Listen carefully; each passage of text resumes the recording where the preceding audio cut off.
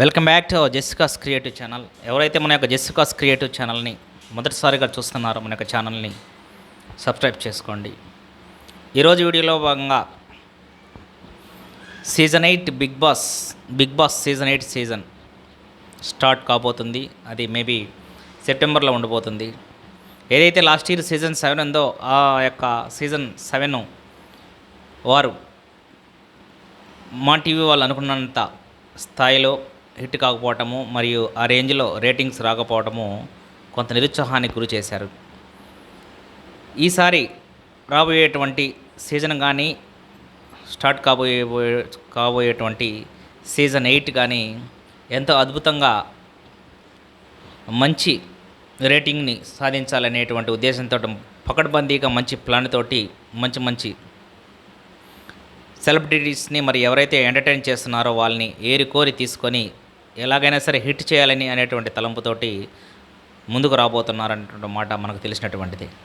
దీనిలో భాగంగా ఏదైతే సీజన్ 7 వరకు ప్రేక్షకుల్ని ఉర్రూతలూగిస్తున్నటువంటి హోస్ట్ నాగార్జున గారిని మరోసారి కొనసాగిస్తూ సీజన్ 8కి కూడా ఆయన్నే హోస్ట్గా పరిగణలోకి తీసుకొని మరలా మంచి హిట్ సాధించాలనేటువంటి తలంపుతో ముందుకు రాబోతున్నారు. దీనిలో భాగంగానే చాలామందిని ఇప్పటికే ఫైనల్ అయ్యారు. అవి ఒక్కొక్కరిని రివీల్ చేస్తున్నారు. దీనిలో మొదటగా మనం చూసినట్లయితే వేణుస్వామి ఈ మధ్య రీసెంట్గా వార్తల్లో హల్చల్ చేస్తున్నటువంటి వేణుస్వామి, అందరి నోళ్ళల్లో వేణుస్వామి మాట వస్తుంది. అది ఏమిటి అంటే ఈ మధ్యకాలంలో తర్వాత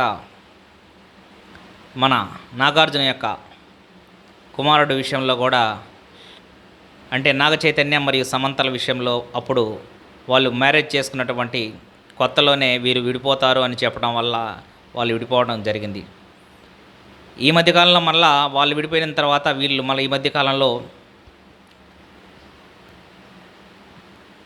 శోభిత ధూళిపాక మరియు నాగ చైతన్య కొత్తగా వాళ్ళకి ఎంగేజ్మెంట్ అయ్యింది.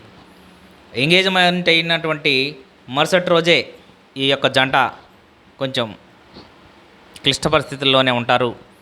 వీళ్ళు 3 సంవత్సరాల వరకు కలిసి ఉంటారు. తర్వాత ఒక స్త్రీ ద్వారాగా వీరు కూడా విడిపోతారు అనేటువంటి హాట్ టాపిక్ యొక్క కొన్ని కాంట్రవర్సీ చేయటం జరిగింది. అప్పుడు దాకా వేణుస్వామిని సీజన్ 8కి తీసుకోవాలనేటువంటి తలంపుతో ఉన్నటువంటి నాగార్జున బృందము ఈ వేణుస్వామి దాదాపు ఈ విధమైనటువంటి కాంట్రవర్సీల వల్ల దాదాపు కొన్ని కోర్టు కేసులు కూడా ఎదుర్కొంటున్నటువంటి మాట మనకు తెలిసినటువంటిదే. దీనికి దాదాపు మా అసోసియేషన్ వాళ్ళు పరువు నష్ట దావా కింద ఇతని మీద కోర్టులో కూడా వేశారు. తర్వాత ఇతను చేసినటువంటి ఇంకా మరిన్ని ఎవరైతే కొన్ని అరాచకాలుగా ఇతని యొక్క పూజలను అడ్డుపెట్టుకొని ఇతను తప్పుడు జాతకాలు చెప్తూ ఫాల్స్ జాతకాలు చెప్తూ ప్రజల యొక్క జీవితాలతో ఆడుకుంటున్నారని అందరికి కూడా అర్థమైపోయింది. అందువల్ల ఏంటంటే ఫస్ట్ ఇతన్ని తీసుకుంటే బాగుంటుందనేటువంటి ఉద్దేశంతో మా టీవీ వాళ్ళు భావించారు. కానీ ఈ మధ్యకాలంలో జరిగినటువంటి విషయాల వల్ల ఇతన్ని మరలా వీళ్ళని పక్కన పెట్టారు అనేటువంటిది ఆల్మోస్ట్ ఖాయమైపోయింది.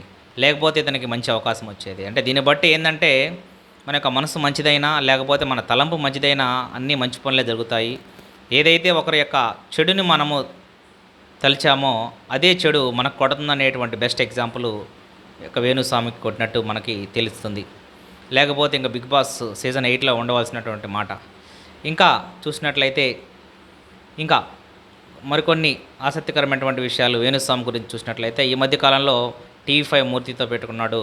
వాళ్ళిద్దరి మధ్య కూడా వార్ నడుస్తూ ఉంది. మరియు వాళ్ళు కూడా ఈ విధంగా కొన్ని ఎలిగేషన్స్ TV5 మూర్తితో చేశారు. ఇవన్నీ పక్కన ఉంచినట్లయితే ఇతని చివరాఖరికి ఈ యొక్క ప్రాబ్లమ్స్ ఫేస్ చేస్తున్నాడు కాబట్టి సీజన్ 8 నుంచి దాదాపు ఆల్మోస్ట్ తప్పించినట్లే అని మనకి తెలుస్తుంది. ఈ వీడియో కానీ మీకు నచ్చినట్లయితే లైక్ చేయండి, షేర్ చేయండి, సబ్స్క్రైబ్ చేయండి. మరిన్ని బిగ్ బాస్ అప్డేట్ తోటి మేము ముందుకు వస్తాము. మరిన్ని కొత్త కంటెంట్లు ఫైనల్ అయిన తర్వాత బిగ్ బాస్ యొక్క అప్డేట్స్ కూడా ఇవ్వడానికి మేము ముందుకు వస్తాము. మమ్మల్ని ఆశీర్వదించండి. Thank you one and all.